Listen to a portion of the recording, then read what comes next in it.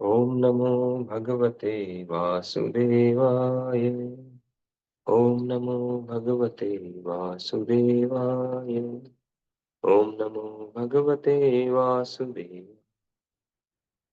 नारायणं नमस्कृत्य नरं चैव नरोत्तमं देवीं सरस्वतीं व्यासं ततो जयमुदीरयेत्। नष्टप्रायेषु भद्रेषु नित्यं भागवत सेवया भगवती उत्तम श्लोके भक्तिर्भवती नैष्ठिकी। श्रीमद् भागवतम स्कंद 1 अध्याय 4। श्री नारद का प्राकृति। श्लोक संख्या 13।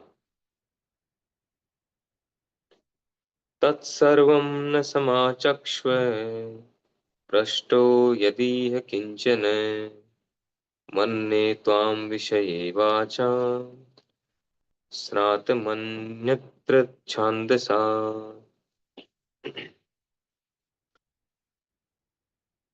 हम जानते हैं कि आप वेदों के कतिपय अंश को छोड़कर अन्य समस्त विषयों के अर्थ में पटु हैं। अतएव आप उन सारे प्रश्नों की स्पष्ट व्याख्या कर सकते हैं जिन्हें हमने आपसे भी पूछा है। तात्पर्य: वेदों तथा पुराणों में वही अंतर है जो ब्राह्मणों एवं परिव्राजकों में होता है। ब्राह्मणों में ब्राह्मण वेदों में वर्णित कुछ सकाम यज्ञों को संपन्न करने के लिए होते हैं, लेकिन परिवर्जक आचार्यों या विद्वान उपदेशकों का कार्य दिव्य ज्ञान को सबों तक पहुंचाना होता है। अतएव परिवर्जकाचार्य सदा वेद मंत्रों के उच्चारण में पटु नहीं होते, जिनका अभ्यास ब्राह्मणों द्वारा लय युक्त उच्चारण में नियमित रूप से किया जाता है, क्योंकि ब्राह्मण वैदिक अनुष्ठानों को संपन्न कराने के लिए होते हैं। लेकिन इससे ये नहीं समझना चाहिए कि भ्रमणशील उपदेशकों परिव्राजकों की अपेक्षा ब्राह्मण अधिक महत्वपूर्ण हैं। वे एक साथ एक तथा भिन्न हैं, क्योंकि विभिन्न मार्गों के होते हुए भी उनका लक्ष्य एक है। वैदिक मंत्रों में, पुराणों एवं इतिहास में जो कुछ वर्णित है उनमें भी कोई अंतर नहीं है। श्री जीव गोस्वामी के अनुसार माध्यम दिन श्रुति में उल्लेख हुआ है कि सारे वेद अर्थात साम, अथर्व, ऋग, यजुर, पुराण, इतिहास, उपनिषद आदि परम पुरुष के श्वास से उद्भूत है। अंतर इतना ही है कि सारे वैदिक मंत्र प्रणव ओमकार से प्रारंभ होते हैं और इन मंत्रों का सहस्वर पाठ करने के लिए कुछ अभ्यास करना पड़ता है। लेकिन इसका अर्थ ये नहीं है कि श्रीमद् भागवत वैदिक मंत्रों की अपेक्षा कम महत्व का है। इसके विपरीत ये समस्त वेदों का पक्व फल है, जैसा कि पहले कहा जा चुका है। इसके अतिरिक्त परम मुक्त पुरुष श्रील सुखदेव गोस्वामी स्वरूप सिद्ध होते हुए भी भागवत के अध्ययन में लीन रहते हैं। श्रील सूत गोस्वामी उन्हीं के चरण चिन्हों का अनुगमन कर रहे हैं। अतएव उनका स्थान रंच मात्र भी कम महत्वपूर्ण नहीं है, भले ही वे वैदिक मंत्रों के सहस्वर पाठ में उतने पटु न हों, जो वास्तविक अनुभूति की अपेक्षा अभ्यास पर अधिक निर्भर करता है। तोता रटन की अपेक्षा अनुभूति अधिक महत्वपूर्ण है। श्रील प्रभुपाद की जय। यहाँ भागवतम के इस चैप्टर में सौनक आदि जो ऋषि हैं, सौनक ऋषि जो अन्य 88,000 ऋषियों का प्रतिनिधित्व कर रहे हैं, वो सूत गोस्वामी जी से कई सारे प्रश्न करते हैं। इससे पहले वाले सारे श्लोकों में प्रश्न उत्तर चल रहे हैं ना, प्रश्न चल रहे हैं, उनके उत्तर आगे आएंगे। तो यहाँ वो कह रहे हैं कि क्योंकि इन्होंने बहुत सारे क्वेश्चन किए, उनसे प्रश्न किए हैं, तो कह रहे हैं कि आप जो हैं, हम जानते हैं कि आप वेदों के कतिपय अंश को छोड़कर अन्य समस्त विषयों के अर्थ में पटु हैं।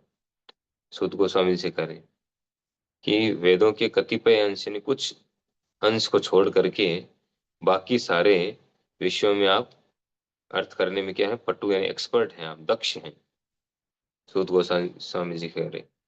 अतएव आप उन सारे प्रश्नों की स्पष्ट व्याख्या कर सकते हैं।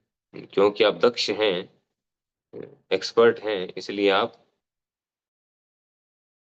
प्रश्न किए हैं उनका उत्तर दे सकते हैं, स्पष्ट व्याख्या कर सकते हैं जो हमने आपसे पूछे हैं।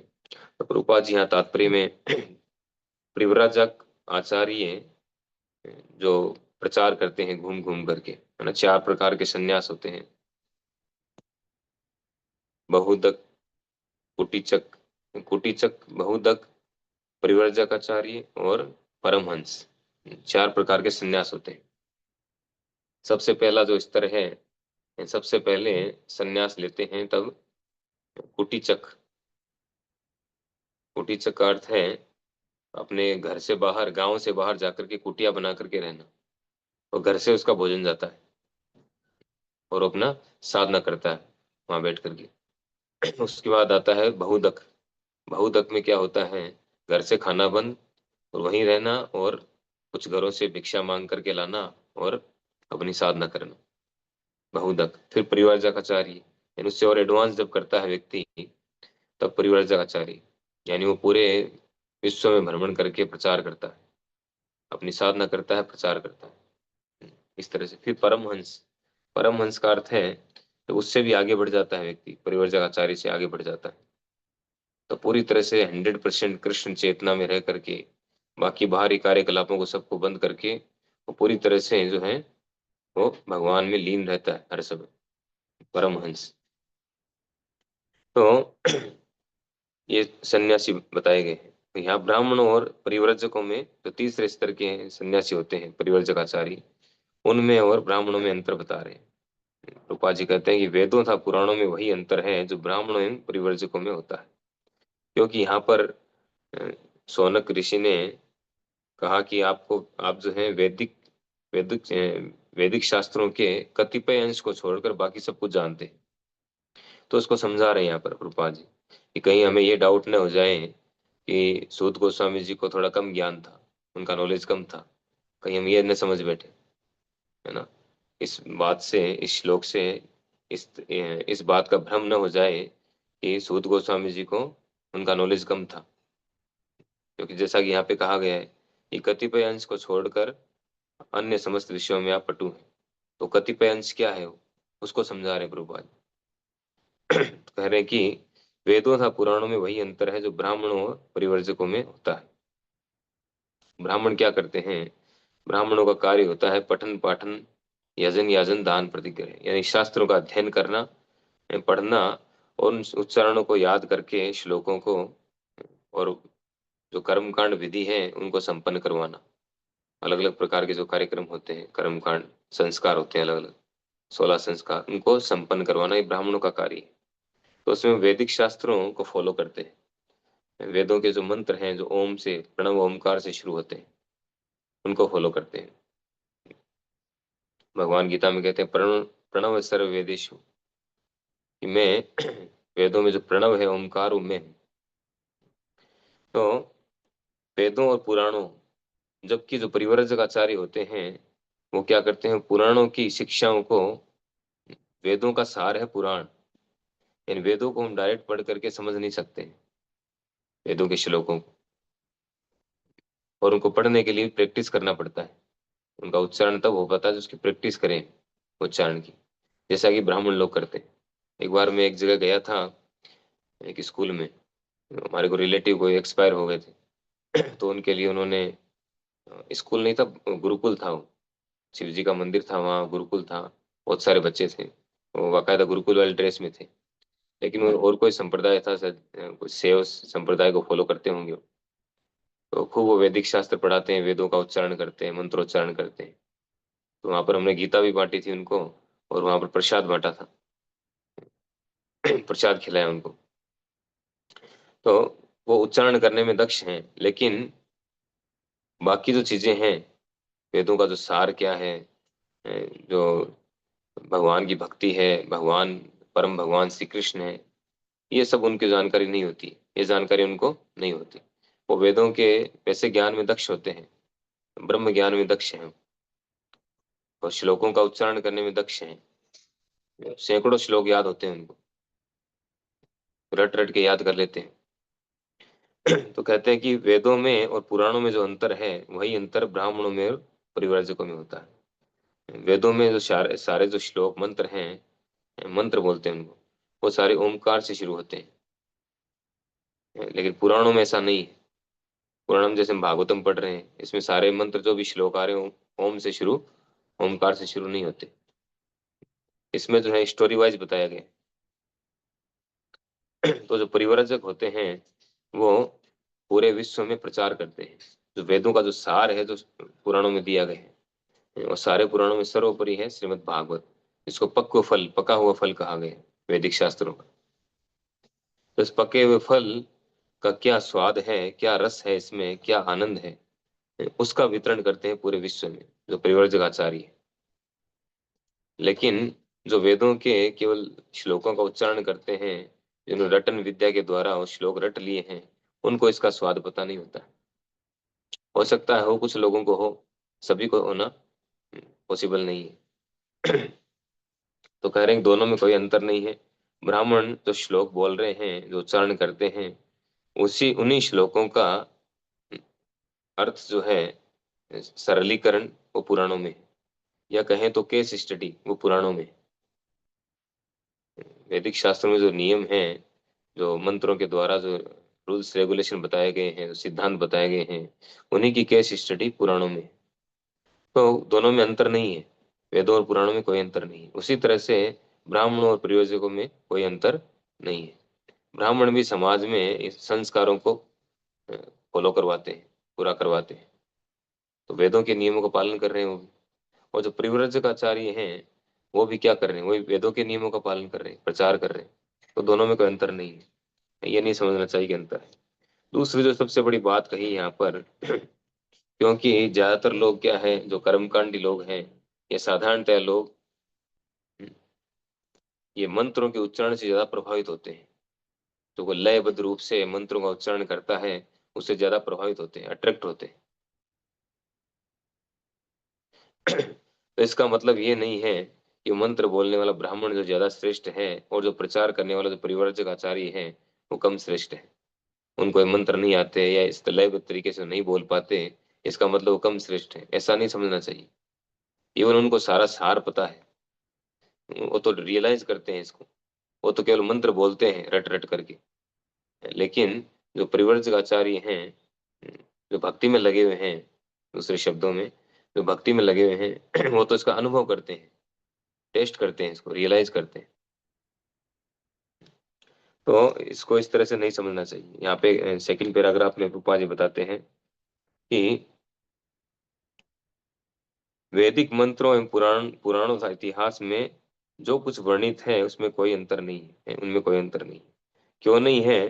क्योंकि सारे ये जो सारे ग्रंथ हैं, चाहे वैदिक शास्त्र हों, चाहे चारों जो वेद हैं, साम अथर्व ऋग यजुर, और जो सारे पुराण हैं, और इतिहास यानी महाभारत है, और उपनिषद 108 उपनिषद है, ये सब के सब जो हैं भगवान परम पुरुष यानी भगवान के श्वास से निकले हुए हैं, श्वास से प्रकट हुए हैं। तो जो भगवान के श्वास से प्रकट हुए हैं, तो इनमें कोई अंतर नहीं है, सारे सेम ही हैं।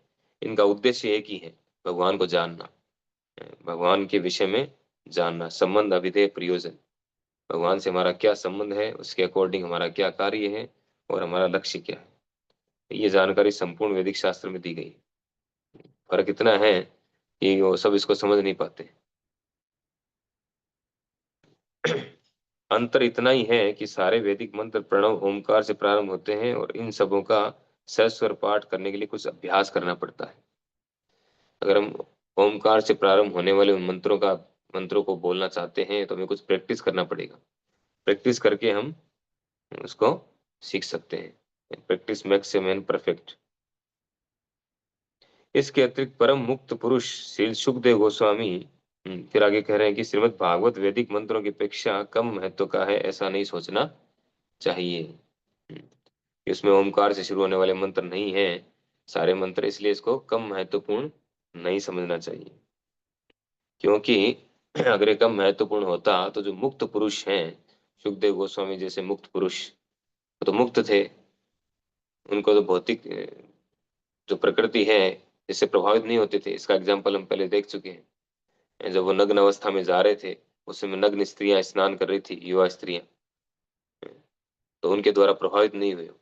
इसका मतलब वो प्रकृति के तीनों गुणों से परे थे, मुक्त थे वो। तो मुक्त व्यक्ति भी, मुक्त पुरुष भी, मुक्त व्यक्ति भी भागवतम के प्रति अट्रैक्ट हो रहा, आकर्षित हो रहा है, भागवत श्रवण करने के लिए लालायित है, उसको सुनने के लिए लालायित है। इसका मतलब भागवतम में बहुत कुछ विशेष है, भागवत विशेष है। तो कह रहे हैं कि इसके अतिरिक्त परम मुक्त पुरुष श्रील सुखदेव गोस्वामी स्वयं स्वरूप सिद्ध होते हुए भी भागवत के अध्ययन में लीन रहते थे, भागवत के अध्ययन में लीन रहते थे। तो इसका मतलब भागवत जो है वो कम नहीं है, किसी भी दृष्टि से कम नहीं है। श्री सूत गोस्वामी उन्हीं के चरण चिन्हों का अनुगमन कर रहे हैं, अतः उनका स्थान नंच मात्र भी कम महत्वपूर्ण नहीं है। श्री सुखदेव गोस्वामी तो मुक्त पुरुष थे ही, साथ ही साथ तो सूत गोस्वामी हैं, क्योंकि सूत गोस्वामी उन्हीं के अनुसरण कर रहे हैं, उन्हीं का अनुगमन कर रहे हैं। महाजनों ये गतः सपंथा, जो महाजन हैं उनके चरण चिन्हों का अनुसरण करना। धर्मस्य तत्व निहितम गुहाया, महाजनों ये गतः सपंथा। यमराज जी कहते हैं कि धर्म का जो तत्व है बहुत ही गुह्य है, गोपनीय है। निहितम गुहाया, कैसे प्राप्त कर सकते हैं, कैसे जान सकते हैं? महाजनों ये गतः सपंथा, अगर महाजनों के चरण चिन्हों का अनुसरण करेंगे, अनुगमन करेंगे, तब हम इसको तत्व को समझ सकते हैं। तो सूत गोस्वामी जो है वो ऐसे महाजन सुखदेव गोस्वामी के चरण चिन्हों का अनुगमन कर रहे थे, इसलिए वो भी जो है उन्हीं की तरह मुक्त थे। उनका स्थान नंस मात्र भी कम महत्वपूर्ण नहीं है। भले ही वे वैदिक मंत्रों के स्वस्वर पाठ में उतने पटु न हो, जो वास्तविक अनुभूति की अपेक्षा अभ्यास पर अधिक निर्भर होता है।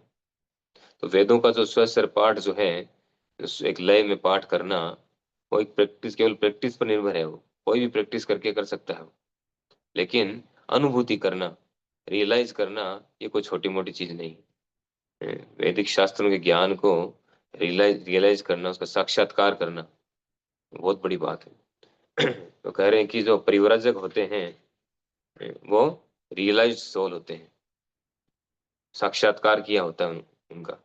ऐसा नहीं ब्राह्मण साक्षात्कार नहीं करते, वो भी करते हैं, लेकिन ये जरूरी भी नहीं है कि जिसको बहुत सारे श्लोक याद हों, ओमकार से शुरू होने वाले वैदिक मंत्र याद हों, ऐसा जरूरी नहीं कि उसने साक्षात्कार भी कर लिया हो, ये कोई गारंटी नहीं है। हरे कृष्ण। श्रील प्रभुपाद की जय। श्रीमद् भागवत महापुराण की जय।